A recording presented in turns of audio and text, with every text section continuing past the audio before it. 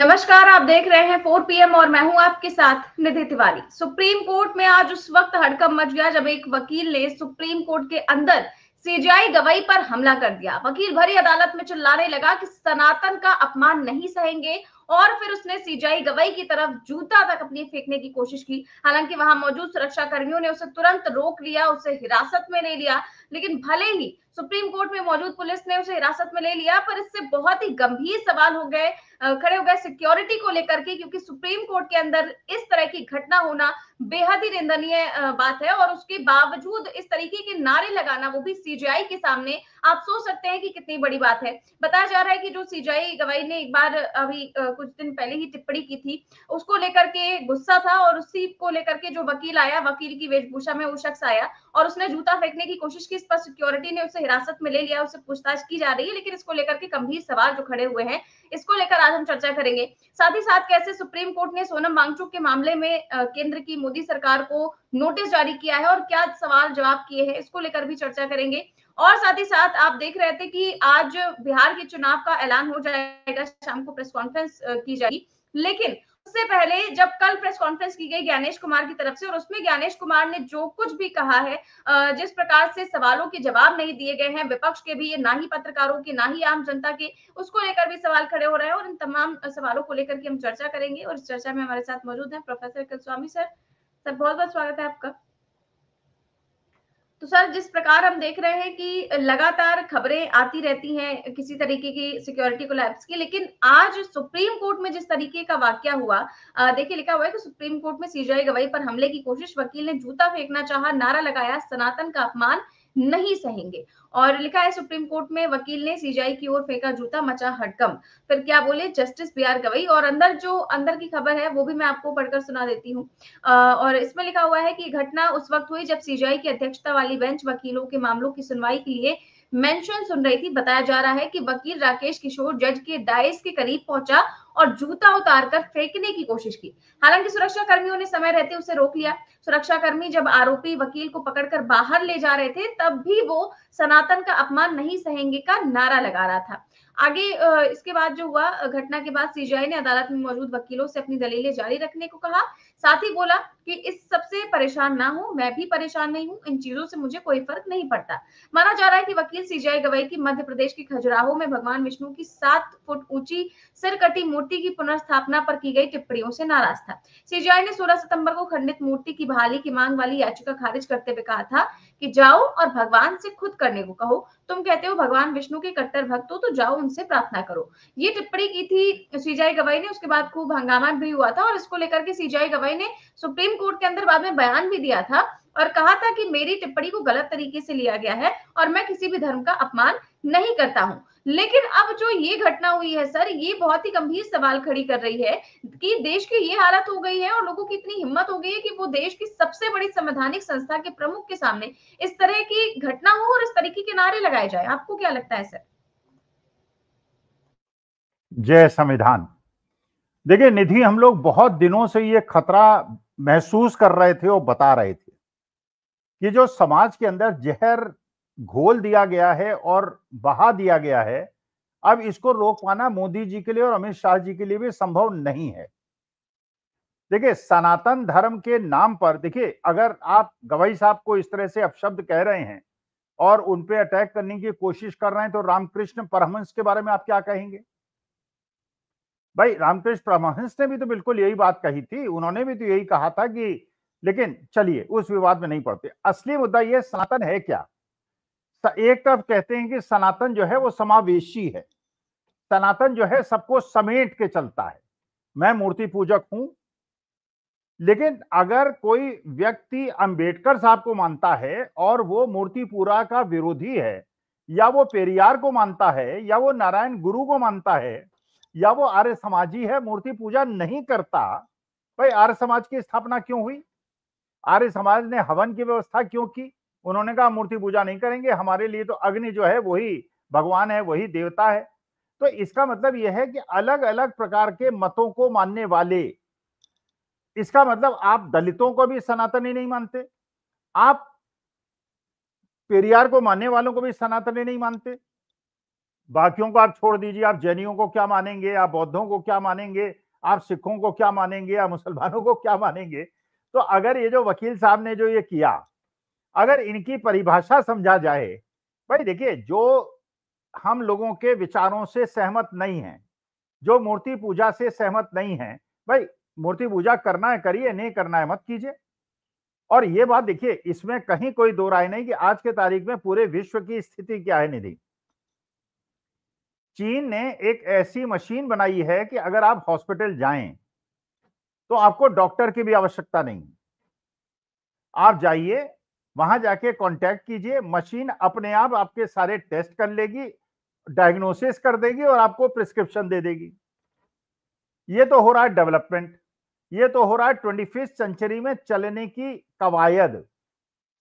रूस के अंदर वो ऐसी वैक्सीन बना रहे हैं जिससे कैंसर खत्म हो जाए, वो ऐसे ऐसे सैटेलाइट्स बना रहे हैं, ऐसे ऐसे फाइटर प्लेन्स बना रहे हैं जो कि अमेरिका की तुलना में भी उनसे ज्यादा शक्तिशाली हैं, वो रडार्स बना रहे हैं। और आप जो है देखिए, जिसको भगवान को मानना है वो माने, जिसे अल्लाह को मानना है माने, जिसे गुरु ग्रंथ साहब को मानना है माने, जिसे जीसस क्राइस्ट को मानना है माने। ये तो कोएग्जिस्टेंस का मामला है। लेकिन अगर आपके अंदर दुस्साहस इतना ज्यादा बढ़ गया है कि आप देश की न्याय व्यवस्था, तो यही जो कहा गया था इलेक्शन के पहले, ये 400 सीटें आ जाएं तो हम संविधान बदल देंगे। भाई संविधान के अंदर सभी का अपने धर्म, अपने इष्टों का, आप आदिवासियों की भावनाओं का क्या करेंगे? उनके तो इष्ट बिल्कुल अलग है, उनकी पूजा पद्धति बिल्कुल अलग है। साउथ के अंदर जो विवाह व्यवस्था है और जो उनकी पूजा व्यवस्था है वो हमारे नॉर्थ से अलग है। हर प्रदेश के अंदर अलग अलग ईश्वर है, कहीं गणेश जी को माना जाता है, कहीं दुर्गा माता को जी को माना जाता है, कहीं कृष्ण को माना जाता है, कहीं भगवान श्री राम को माना जाता है। तो ये जो है कि मेरी ही भावना आपको माननी पड़ेगी, मेरी ही बात आपको माननी पड़ेगी। भाई देखिए, सनातन का मतलब वो है जो कि अनादिकाल से चला आ रहा है, लेकिन सनातन धर्म की सारी अच्छाइयों को खत्म करके उसको बुराइयों में परिवर्तित करने का जो कार्यक्रम 11 साल के अंदर चला है, और सनातन को इतना संकुचित कर दिया, इतना सीमित कर दिया है पूरे विश्व के अंदर। अब ये सोचिए, कभी आपसे वो कहते हैं, आप विदेश चले जाइए, कभी आपसे कहते हैं, आप वहां चले जाइए इंडोनेशिया, इंडोनेशिया के अंदर 98% आबादी जो है मुसलमानों की है, 2% हिंदुओं की है। कितने मंदिर हैं वहां पर? हजारों मंदिर हैं। आप थाईलैंड चले जाइए, वहां आपको भगवान श्री राम के मंदिर मिल जाएंगे, वहां पे आपको भारतीय इष्टों के मंदिर मिल जाएंगे। आपने देखा, जैसे मोदी जी कहते हैं कि साहब हमने सऊदी और यूएई में अपने मंदिर बनवा दिए, श्री राम का मंदिर बनवा दिया, ये तो उनकी सहिष्णुता है, ये उनकी सहिष्णुता है। एक ऐसा देश है, मुस्लिम देश है, जहां पे पोर्क खाना पाप माना जाता है, जैसे हम लोगों को गौ मांस खाना पाप माना जाता है। लेकिन उन्होंने कहा क्योंकि हमारे यहाँ टूरिस्ट आते हैं, विदेशी टूरिस्ट आते हैं, इसलिए उनकी चीजों का ध्यान रखते हुए हमको पोर्क परोसना पड़ेगा। उन्होंने परोसा।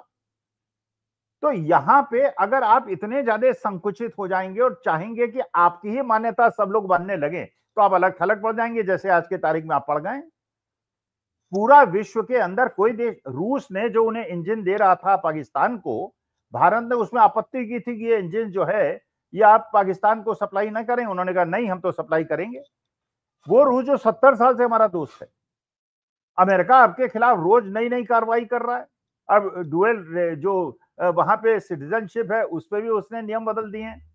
टीसीएस को उसने अपना बिल्कुल शत्रु की तरह मानना शुरू कर दिया है पूरे विश्व के अंदर, क्योंकि अभी तक जो सनातन धर्म को वो मानते थे, हिंदू धर्म को मानते थे, एक समावेशी प्यार करने वाला, और जब वो सनातन धर्म को देखते थे उनको महात्मा गांधी दिखते थे, जो कहते थे कि ईश्वर अल्लाह सबको नाम, सबको सद्बुद्धि दे भगवान, सदमति दे भगवान। ये जो एक रूप दिखाया, जो स्वामी विवेकानंद ने दिखाया था, आज के तारीख में इतना ज्यादा संकुचित कर देना, क्या ऐसा? निधि बताओ, चलो मैं नहीं जानता, मुझे भी कहीं क्रिटिसाइज करने लगे, मुझे भी गाली वाली देने लगे। देखिए, मैं पूजा इसलिए करता हूं, मैं भगवान में विश्वास इसलिए करता हूं, मेरा मन शांत हो, कहीं मन में ये अहंकार ना आ जाए कि मैं बहुत बड़ी अथॉरिटी बन गया हूं, बहुत ज्ञानी बन गया हूं और बहुत जानकार बन गया हूं, इसलिए मैं भगवान के सामने मत्था टेकता हूं, अपना मत्था टेक देता हूं। मुझे पता है, देखिए ये बात मुझे भी पता है, ये जो भी जिस धर्म को मान रहा है, जिस इष्ट को मान रहा है, उसको भी पता है। लेकिन उससे क्या होता है, जब आप अपना अहंकार त्याग देते हैं किसी के भी सामने, इसीलिए हमारे समाज के अंदर ये कहा गया कि बड़ों के पैर छुओ। आप निधि बताओ, बड़ों के पैर छूने से क्या होता है? भाई आप किसी 85 साल के अपने पितामह के गए, बाबा जी के घर गए, उनके आपने पैर छुआ, तो पितामह जो है कमजोर तो हो चुके होते हैं, लेकिन उनके दिल से आशीर्वाद निकलता है आपके लिए, और वो आशीर्वाद आपको देके बड़ा सुख देता है। यार इतना गंदा समाज है, यहाँ तो मार काट मची हुई है, लेकिन कम से कम बुजुर्ग हमारे कम से कम आशीर्वाद देते हैं। अब मानी बात है, वो अकड़ के जाएंगे वहां पे, हेलो हाय करेंगे और उन्हें झप्पी लगेंगे। अब मानी बात है कि हमारे पुरानी जनरेशन के लोग जो है वो झप्पी लगना तो पसंद नहीं करते, उन्हें तो लगता है या तो प्रणाम करो या चरण स्पर्श करो। ये मेरी मान्यता है, मैं नहीं कह रहा कि जो चरण स्पर्श नहीं करते या प्रणाम नहीं करते उनसे मैं कोई श्रेष्ठ हूं, लेकिन इसके अंदर हर जगह ये है, आदाब आप करेंगे। आप अगर किसी भी उसका नाम लेंगे, अपने ईश का नाम लेंगे और अगला उसका जवाब देगा, आपको खुशी होगी, लेकिन इसका मतलब ये थोड़ी है कि आप अपना एकाधिकार कायम करें और अपना डिक्टेटरशिप लगाएं, और वो भी डिक्टेटरशिप उस आदमी से लगा रहे हैं जिसके ऊपर संविधान की रक्षा का भार है। एनार्की है। अब यही बात अगर कोई विदेश में जाके कह दे, लेकिन इससे अब बताइए पूरे विदेश के लोग जो देखेंगे इसको, इस घटना को देखेंगे, चीफ जस्टिस ऑफ इंडिया के ऊपर एक वकील साहब की इतनी ज्यादा हिम्मत हो गई कि इसके लिए आक्रमण करने के लिए तैयार हो गए, सनातन का अपमान। तो क्या आप मानते हैं जस्टिस गवाई, और जस्टिस गवाई साहब की माता जी, मैं तो बिल्कुल सहमत हूं, मुझे कितनी आलोचना हो जाए मैं बिल्कुल सहमत हूं। भाई अगर वो अम्बेडकराइट हैं, अगर वो मानती हैं, उनकी मान्यता, मैं तो, वो मुझ पे अपनी मान्यता नहीं थोप सकती, मैं अपनी मान्यता उन पे नहीं थोप सकता। मैं तो पूजा पाठ करता रहूंगा, मैं तो रामचरितमानस पढ़ूंगा, मैं तो हनुमान चालीसा पढ़ूंगा, और वो कभी आपत्ति भी नहीं करते। और मैं चाहूंगा भी नहीं कि मैं दुबई में जाके रहूं, बहरीन में जाके रहूं, यूएई में जाके रहूं और मैं हनुमान चालीसा पढ़ूं या माथे पे टिकट लगाएं, टीका लगाऊं, तो वो कहेंगे आपने टीका क्यों लगा रखा है। मैं बिल्कुल ऑब्जेक्ट करूंगा, मुझे खराब लगेगा। मेरी मान्यता मेरी मान्यता है, उनकी मान्यता उनकी मान्यता है। म्यूचुअल रिस्पेक्ट रखो, म्यूचुअल अंडरस्टैंडिंग रखो, और ये मान के चलो कि भैया जब पैदा हुए थे तो सब एक जैसे थे। वो तो 3-4 साल की उम्र में पता चला निधि तिवारी को और अखिल स्वामी को कि हम किस धर्म में पैदा हुए हैं। जब बड़े बुजुर्गों ने हमारे दिमाग में ठूस दिया वो धर्म, तो हमारे रगों रगों में पहुंच गया।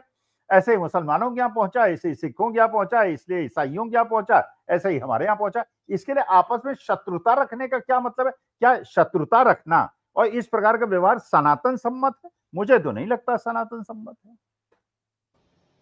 बिल्कुल सर, और इस तरीके के नारे एक संवैधानिक संस्था के अंदर लगाना और एक संवैधानिक शख्स के सामने लगाना जिस पर पूरी की पूरी जिम्मेदारी है संविधान को बचाने की। और अगर आप देखिए कि आपको क्या लगता है कि अगर किसी दूसरे समुदाय का आदमी इस तरीके की कोई हरकत करता तो अभी तक उसके साथ क्या हो गया होता? क्योंकि मुझे तो नहीं लगता कि इस शख्स के साथ कोई होगा, क्योंकि ये तो जो है इन्होंने सनातन धर्म के अपमान को लेकर के आवाज उठाई है, आवाज बुलंद की है, भले वो चाहे जिस शख्स के साथ उसने ऐसा किया हो, जिस शख्स के ऊपर हमला किया हो। मुझे तो लगता है कि इसके ऊपर किसी तरीके की कोई कार्रवाई, आपको क्या लगता है? देखिए चीफ जस्टिस ऑफ इंडिया साहब को कार्रवाई तो करनी चाहिए। मैं जानता हूं बड़े सदाशय आदमी हैं, वो नहीं करेंगे, क्योंकि असली सनातन जो है वो क्षमा करना है, मूर्खों को क्षमा करना है, ये मूर्खता है। देखिए मैंने पहले भी आपके कार्यक्रम में कहा है, किसी को बुरा लगे या अच्छा लगे, मैं तो जब मर के जाऊंगा भगवान के पास, अगर होता होगा, भगवान से साक्षात्कार होता होगा और वो पूछें अखिल तुम्हें क्या बुरा लगा, नीचे तुम इतने साल जी के आए हो, मैं कहूंगा भगवान ये मुझे सही में समझ में नहीं आया कि पूरे भारतवर्ष के अंदर सारे भगवान ने जन्म लिया, सबने अपना पूरा समय यहाँ पे काटा, सबसे ज्यादा गरीबी मेरे देश के अंदर क्यों है? सबसे ज्यादा गुर्बत मेरे देश के अंदर क्यों है? हमारे देश के अंदर ऐसे लोग क्यों हैं जिनको 1 रुपए में 1000 एकड़ जमीन दे दी जाती है, और जो कश्मीर के अंदर, लद्दाख और लेह के अंदर तूफान मचाया हुआ है, क्योंकि वहां के पूंजीपति चाहते हैं कि वहां के जो रेयर मिनरल्स हैं उनके ऊपर कब्जा कर लें, इसलिए पूरे लद्दाखियों को देशद्रोही बनाने में लगे हुए हैं। मैं तो ये मानता हूं कि हमारे देश के अंदर अगर भगवान है, अगर भगवान है, मैं तो मानता हूं भगवान को, लेकिन इसके बावजूद प्रश्न तो मेरे दिमाग में उठता है, भैया अगर सारे, मैं तो बल्कि सुबह ही बात हो रही थी, मेरी पत्नी कह रही थी कि दिवाली में घर की पूरी सफाई करानी है। मैंने कहा यार देखो ऐसा है, जब हिंदुस्तान में 100 करोड़ हिंदू हैं, 100 करोड़ जो है माँ लक्ष्मी की पूजा करते हैं, तो माँ लक्ष्मी के पास तो धन बड़ा सीमित होगा ना, 100 करोड़ को कैसे बांटेंगी? तो सभी पूजा कर रहे हैं, कोई पूजा न करे तो शायद उनके यहाँ न जाए। अरे भैया देखो, माँ सरस्वती की पूजा का मतलब ये होता है शिक्षा ग्रहण करो, पढ़ाई लिखाई करो। माँ लक्ष्मी के बारे में पहले भी मैं बता चुका हूं, 2 वाहन हैं उनके, एक वाहन है उल्लू और एक वाहन है हाथी। उल्लू जो है जल्दी आता है, जल्दी जाता है, अंधेरे में आता है, अंधेरे में जाता है, तेजी से आता है, तेजी से जाता है। हाथी मंथर गति से आता है, धीरे धीरे आता है, धीरे धीरे जाता है। तो भैया जिंदगी में ईमानदारी का उसूल कभी मत छोड़ना, शिक्षा ग्रहण करना, शिक्षा ग्रहण करके अपने को इतना ज्यादा लेवल पे पहुंचा देना कि दुनिया तुम्हारा सम्मान करे। क्योंकि कभी भी कोई बुद्धिमान आदमी और पढ़ा लिखा आदमी, समझदार आदमी भूखा नहीं मरता है। तो शिक्षा का ग्रहण करना बहुत, और शिक्षा आप ग्रहण करा रहे हैं, वहां चीन क्या कर रहा है, रूस क्या कर रहा है, अमेरिका क्या कर रहा है, उसकी आपको चिंता नहीं है। आप जो है इस मामले में लोगों को बिल्कुल धर्म की इतनी ज्यादा दलदल में घुसेड़े चले जा रहे हैं कि एक तो देश अंदर से डिवाइड हो रहा है। भाई सिख कैसे इसको लाइक करेगा, आप बताइए। अगर गुरु नानक जो हैं उन्होंने हिंदू धर्म में पैदा होने के बावजूद अगर सिख धर्म की स्थापना की, क्यों की? उन्हें लगा कि ये जो ढकोसला है और ये जो पोंगा पंडित पना है कि सूर्य को हम जल चढ़ाएंगे, वो उल्टी तरफ जल चढ़ाने लगे। लोगों ने कहा कि उल्टी तरफ क्यों चढ़ा रहे हैं, इधर सूर्य तो इधर है। उन्होंने कहा मैं खेतों में पानी दूं या भगवान इनको पानी? भगवान कृष्ण ने नहीं कहा था क्या? भगवान कृष्ण ने नहीं कहा था कि इंद्र की पूजा मत करो, पहले खेत की पूजा करो, गोबर की पूजा करो, जो तुम्हारा अन्नदाता है उसकी पूजा करो। तो जब तुम्हें भगवान कृष्ण की बात नहीं माननी, जब तुम्हें गुरु नानक की बात नहीं माननी, इस्लाम के पीछे तो चलो तुम पढ़े ही पढ़े हो, तुम क्रिश्चियनों के पीछे भी पढ़े हो, अब तुमने हिंदुओं के अंदर दलितों और अम्बेडकराइट्स और पेरियार को मानने वाले और नारायण गुरु के मानने वाले, उनके खिलाफ भी युद्ध छेड़ दिया। तो भैया क्यों अपने को असुरक्षित फील करा रहे हो, हम लोगों को क्यों असुरक्षित फील करा रहे हो? तो मैं तो देखिए बिल्कुल स्पष्ट कर देता हूं, मैं पैदाइशी सनातनी हूं, मरूंगा भी सनातनी, लेकिन सनातन के अंदर जिस प्रकार का जहर घोला जा रहा है और उसको बदनाम किया जा रहा है, इससे मैं असहमत हूं। और जो अंबेडकर साहब, जिनका सब लोग नाम बिना लिए चैन से सोते नहीं है, वो बाबा साहब भीमराव अंबेडकर ने हिंदू धर्म में पैदा हुए, कहा मैं मरूंगा नहीं हिंदू धर्म में, बौद्ध हो गए। तो इस बात पे चिंतन नहीं करना चाहिए। बाबा साहब जिनका आप नाम लेके नहीं रहते, वो हिंदू धर्म में पैदा होने के बाद हिंदू नहीं मरे। तो इन चीजों पे चिंतन होना चाहिए कि नहीं, मेरे धर्म के अंदर कुछ अच्छाइयां हैं, कुछ बुराइयां हैं। हर धर्म के अंदर होते, हर आदमी के अंदर होती हैं, मेरे अंदर भी अच्छाई खराबी है, तुम्हारे अंदर भी अच्छाई खराबी होंगी। तो क्या अपनी जो खराबियां हैं उनको इंप्रूव करने का हमको चेष्टा नहीं करनी चाहिए? अगर हमने हिंदू धर्म में इतनी ज्यादा बड़ाइयां होती और ये छुआछूत ना होता और जाति प्रथा ना होती, तो दलित तो जो है वो मुसलमान क्यों बने होते? कश्मीर के अंदर ब्राह्मण लोग मुसलमान क्यों बने होते? हिंदुस्तान के अंदर इतने मुसलमान बन गए, इतने सिख बन गए, इतने क्रिश्चियन बन गए, ये अगर इतने हिंदू कन्वर्ट हुए हैं, इसका माने कहीं ना कहीं तो आत्मलोकन करने की, आत्मचिंतन करने की आवश्यकता है कि हमारे धर्म में क्या, ये धर्म के प्रति तो आपकी निष्ठा दिखाता है।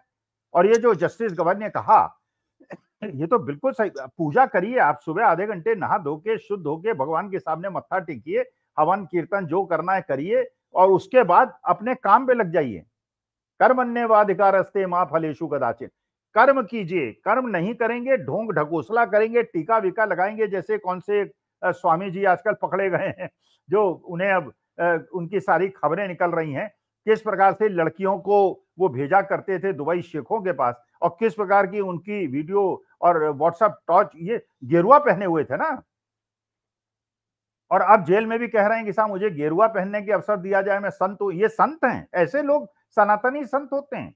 अरे मैंने चेक की टी शर्ट पहन रखी है, तुमने गेरुआ नहीं पहन रखा, हम हैं असली सनातनी। मैं तो किसी मुसलमान से घृणा नहीं करता, मैं तो किसी क्रिश्चियन से और किसी विश्व के किसी जीव से, जब तक कि वो दुष्ट ना हो, तो उससे घृणा कर रहे हैं केवल धर्म के आधार पे और जाति के आधार पे, तो ये तो कमजोरियां हैं, ऐसे तो उजागर होना चाहिए, इन कमजोरियों से हमें लगटना चाहिए।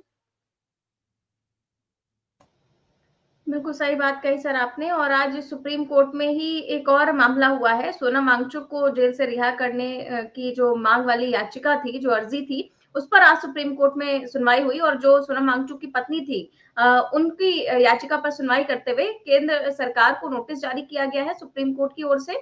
और ना केवल सुप्रीम कोर्ट को, बल्कि सुप्रीम कोर्ट ने न केवल केंद्र सरकार को किया है, बल्कि लद्दाख प्रशासन और जोधपुर जेल के अधीक्षक को भी नोटिस जारी किया है। और अदालत ने केंद्र और लद्दाख से पूछा है कि सोनम वांगचुक को आखिर क्यों रिहा नहीं किया जाना चाहिए। सोनम वांगचुक की पत्नी का पक्ष जो है वो सीनियर वकील कपिल सिब्बल ने रखा और उन्होंने कहा कि सोनम वांगचुक को किस आधार पर गिरफ्तार किया गया है, इसकी जानकारी तक नहीं दी गई है। इस दौरान जो है सुप्रीम कोर्ट ने केंद्र सरकार को नोटिस जारी करते हुए हिरासत के आदेश की कॉपी सोनम वांगचुक की पत्नी को देने का आदेश दिया। इसके साथ ही साथ जो है उनको मेडिकल सुविधा देने का भी निर्देश दिया और साथ ही साथ ये भी पूछा है नोटिस जारी करके कि सोनम वांगचुक को आखिर क्यों नहीं रिहा किया जा रहा है। इसको लेकर के अब जवाब देना है केंद्र सरकार को, लद्दाख प्रशासन को और जोधपुर जेल के जो अधीक्षक है उनको। आपको क्या लगता है कि इस मामले में क्या जवाब दे पाएगी वो जो है केंद्र सरकार, क्योंकि उन्होंने तो अभी कोई मामला बताया नहीं, बस एनएससी लगा करके उनको जेल में डाल दिया गया है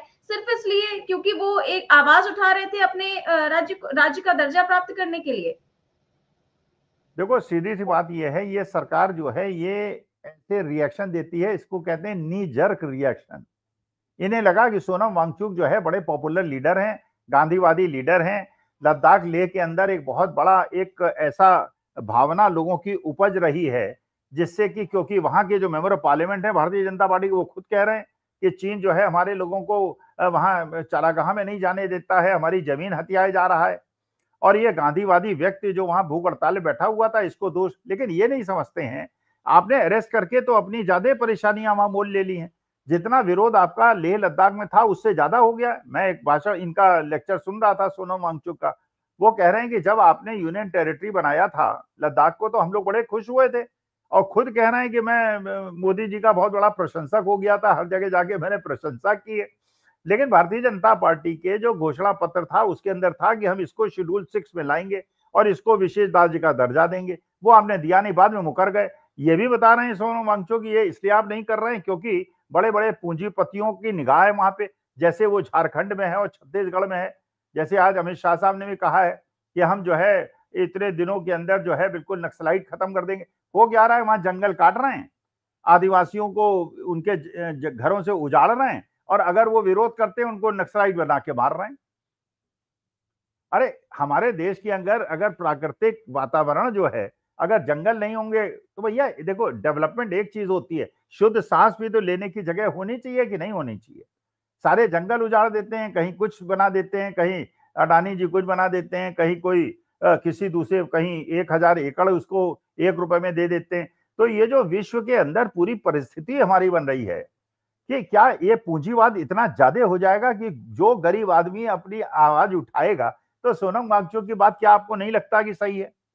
क्या आपको ये बात नहीं लगता कि वहां पे जब आपने शेड्यूल 6 में लाने का वादा किया था तो उसको पूरा क्यों नहीं कर रहे हैं?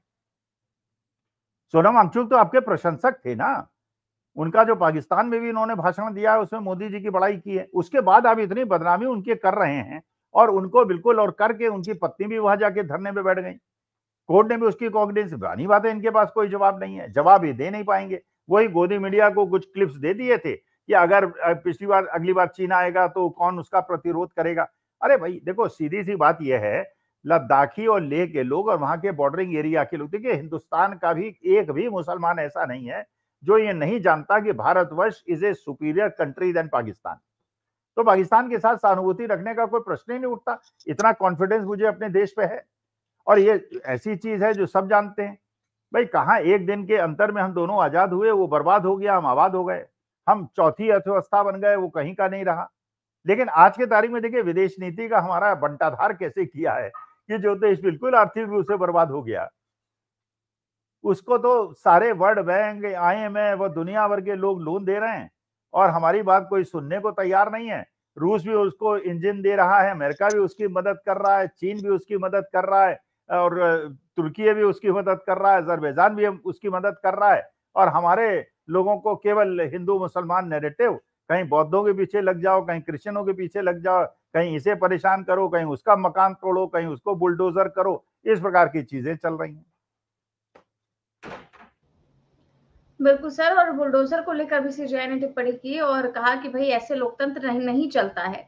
अब सर चर्चा करते हैं, कल जो ज्ञानेश कुमार जी ने प्रेस कॉन्फ्रेंस की थी, आज शाम को बिहार की चुनाव की तारीखों का ऐलान हो जाएगा, लेकिन उससे पहले 2 दिनों तक जो बैठक की गई चुनाव आयोग की तरफ से, और फिर खबर आई कि कल 2 बजे एक प्रेस कॉन्फ्रेंस होगी, सवालों के जवाब दिए जाएंगे। लेकिन जैसे ही सवालों का काम शुरू हुआ, ज्ञानेश कुमार और उनके साथ आए दोनों चुनाव आयुक्त प्रेस कॉन्फ्रेंस छोड़कर ही चले गए। विपक्ष ने जो सवाल उठाए थे उनके जवाब भी चुनाव आयुक्त ने नहीं दिए, बस एसआईआर में क्या क्या किया ये बताया, ये भी बताया कि 22 नवंबर से पहले चुनाव करा लेंगे। वैसे अब तो सभी की नजरें दिल्ली में होने वाली चुनाव आयोग की प्रेस कॉन्फ्रेंस पर टिकी हुई है, क्योंकि जिन सवालों का जवाब पटना में चुनाव आयोग ने नहीं दिया, वो सवाल दिल्ली में भी पूछे जाएंगे। ऐसे में चुनाव आयोग पटना से तो बिना जवाब दिए चला गया, लेकिन दिल्ली में क्या कुछ होगा, आज शाम को प्रेस कॉन्फ्रेंस होगी, उसमें पता चलेगा। तो सर अब बिहार से तो टीम लौट चुकी है, बिहार में लगातार 2 दिनों तक बैठक हुई, लेकिन इस दौरान जब प्रेस कॉन्फ्रेंस हुई और उन प्रेस कॉन्फ्रेंस में जो शंकाएं नहीं दूर की गई, लोगों की जो आपत्तियां थी उनके बारे में कुछ बताया नहीं गया, और एक सवाल को लेकर के कैसे गोलमोल जवाब देने लगे मुख्य चुनाव आयुक्त ज्ञानेश कुमार, उनका छोटा सा वीडियो दिखाते हैं। मित्र है, मैं इंडिया टुडे से हूँ। मैं ये जानने में मतलब मेरी रुचि रही जब फाइनल ड्राफ्ट रोल आ गया कि क्या बिहार में एसआईआर के बाद कुछ विदेशी नागरिक ऐसे मिले जिन्होंने अपना वोटर आईडी बना रखा था, लेकिन मुझे ये जानकारी किसी भी प्रेस रिलीज में नहीं मिली, पूछने पर भी नहीं मिली। क्या कुछ विदेशी नागरिक मिले हैं? क्योंकि ये बड़ा मुद्दा बिहार के चुनाव में बनता नजर आ रहा है। खासतौर पर बड़े नेता आके यहाँ कहते हैं कि घुसपैठियों को हटाने के लिए एसआईआर किया गया है। तो 2 सवाल हैं, क्या घुसपैठियों को हटाने के लिए एसआईआर हुआ था, और क्या घुसपैठिए मिले? जो मतदाता सूची में नाम कटे वो सब मिला के, अर्थात मृतकों के भी हैं, जो भारत के नागरिक नहीं है उनके भी हैं, जो एक से कई ज्यादा जगह अपने वोट बनवा चुके हैं, जिनका सिर्फ एक ही जगह होना चाहिए था, उनके नाम भी हैं, और जो स्थायी रूप से प्रवास कर चुके हैं उनका नाम भी है। नेक्स्ट।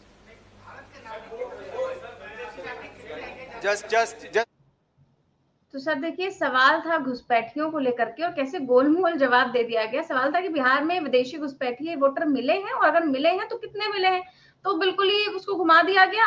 और आप देखते हैं कि कुछ दिन पहले ही मुख्य चुनाव आयुक्त के ही निकटतम सोर्स ने खबर प्लांट की थी कि बिहार में उन्हें कई पुख्ता घुसपैठिए मिले हैं।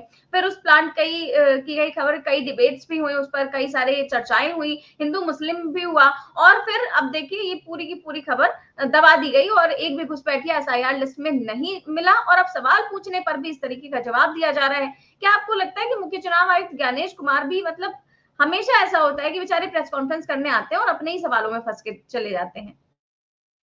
देखिए, उनकी गलती नहीं है। असल में वो ऐसे व्यक्ति के लिए और ऐसी पार्टी के लिए बैटिंग कर रहे हैं कि वो मानी बात है कि अंपायर को बार बार ये परेशानी में डाल देते हैं। देखिए, आपको पता होगा, रविशंकर प्रसाद जब लॉ मिनिस्टर थे, आज से 8 साल पहले पार्लियामेंट के अंदर उन्होंने एक लिखित जवाब दिया था कि भारत के अंदर केवल 3 घुसपैठिए मिले, 3। और उन्होंने ये भी बताया था, उसमें एक महाराष्ट्र का है, ऐसे में एग्जैक्ट मुझे स्टेट नहीं पता है, लेकिन उन्होंने कहा था 3 घुसपैठिए मिले हैं। भैया 3 घुसपैठिए मिले हैं या करोड़ों घुसपैठिए मिले हैं या लाखों घुसपैठिए मिले हैं, भाई कोई देशवासी ये नहीं चाहता कि हमारे देश के अंदर अवैध लोग रहें, लेकिन अवैध लोगों को आइडेंटिफाई करना और उनको देश के अंदर न घुसने देना, ना तो ये पंडित जवाहरलाल नेहरू की जिम्मेदारी है, ना अखिल स्वामी की जिम्मेदारी है, ये तो होम मिनिस्ट्री की जिम्मेदारी है, ये तो चीफ मिनिस्टर्स की भी जिम्मेदारी नहीं है, ये तो होम मिनिस्टर, क्योंकि जो बॉर्डर सिक्योरिटी फोर्स है वो तो होम मिनिस्टर के अंडर आता है। तो रोकना भी आपका काम है, उन्हें आइडेंटिफाई करना भी आपका काम है। जैसे क्लियर हो गया, आप ये डिसाइड करेंगे कौन सिटीजन है कि नहीं। तो होम मिनिस्ट्री क्या 11 साल में अगर इतना अकर्मण्य व्यवहार है कि अगर 2017 में 3 आइडेंटिफाइड थे और आज के तारीख में लाखों हो गए और चुनाव आयोग एक को भी नहीं ढूंढ पाया, ये असल में कंट्रडिक्शन इस प्रकार से इसलिए हो रहे हैं, झूठ के पांव नहीं होते हैं। सच बोलेंगे, बार बार एक चीज बोलेंगे, सब लोग एक चीज बोलेंगे। जब आप झूठ बोलेंगे तो उसमें आपका कोई तारतम्य नहीं रहेगा, कभी कुछ बोलेंगे कभी कुछ बोलेंगे। तो नैरेटिव तो आपने बना दिया था हिंदू मुसलमान करने का, लेकिन आज जो ये चीफ जस्टिस ऑफ इंडिया के साथ हुआ है, ये बहुत ज्यादा भारतीय जनता पार्टी को महंगा पड़ेगा। देश के 80% लोग बाबा साहब भीमराव अंबेडकर के साथ हैं और गवई साहब के साथ हैं, और इस प्रकार से धर्म को संकुचित करके और बाकी लोगों को प्रताड़ित करना। आपको ये भी खबर होगी, रायबरेली के अंदर हरिओम नाम के एक दलित बच्चे की, युवक की दबंग लोगों ने पीट पीट के हत्या कर दी। उसे नंगा किया गया, जंघाओं पे उसको ऐसे लट्ठों से मारा और मरते दम तक वो आदमी ये बोलता रहा, हरिओम, राहुल गांधी, राहुल गांधी, राहुल गांधी। तो लोगों की अपेक्षाएं हैं, दबे हुए कुचले पीटे जाने वाले लोग, उनकी आशाएं हैं राहुल गांधी से। और वहां पे जो मार रहे थे लोगों ने कहा नहीं, ये राहुल गांधी नहीं, ये तो बाबा के आदमी हैं और राहुल गांधी का नाम लेने से काम नहीं चलेगा। तो इस प्रकार से पूरे देश के अंदर, लेकिन चुनाव आयोग अपनी चीजों से बाज नहीं आएगा। अगर वहां पे 100% चार्ज बैटरीज मिलेंगी, ईवीएम बदल दी जाएंगी। अब देखते हैं इसको तेजस्वी यादव और राहुल गांधी कैसे रोकते हैं। लेकिन देश के लिए शुभ संदेश नहीं है। जिस प्रकार से जोधपुर के अंदर लोग बैठ रहे हैं, दिल्ली के अंदर बच्चे बैठ रहे हैं, लेह लद्दाख के अंदर जनजी जो है वो उत्तेजित हैं, तो ये जितना ज्यादा आप इसको रोकने का प्रयास करेंगे, राष्ट्र हित में नहीं है। तो गांधीवादी अहिंसात्मक तरीके से सरकार को भी जनता की भावनाओं को समझना चाहिए और बच्चों को भी गांधी के मार्ग से, क्योंकि अगर गोडसे का रास्ता जो चाह रही थी आरएसएस और बीजेपी के देश के अंदर प्रचलित हो जाए, जैसे महिमा मंडित किया गया था गोडसे को, अगर वो भावना हो जाती तो आज सरकार 2 दिन में वही हाल हो जाता नेपाल। लेकिन हमारा देश खुशकिस्मत है, हम लोग गांधी को मानते हैं, इसलिए अभी तक उस देश में नहीं हुआ और कभी नहीं होगा, क्योंकि हम गांधीवादी तरीके से ही चलेंगे और अपने देश के बच्चों से भी निवेदन करेंगे, गांधी को मत छोड़ना, गांधी और बाबा साहब भीमराव अम्बेडकर के दिखाए हुए रास्ते पे ही चलना। बिल्कुल ठीक बात कह रहे हैं सर। बहुत बहुत शुक्रिया सर आपका आज की चर्चा के लिए। तो आप देख रहे थे आज की चर्चा, कैसी लगी आपको हमें कमेंट बॉक्स में अपनी राय जरूर दें। चैनल को सब्सक्राइब भी करें और ज्वाइन भी करें। नमस्कार।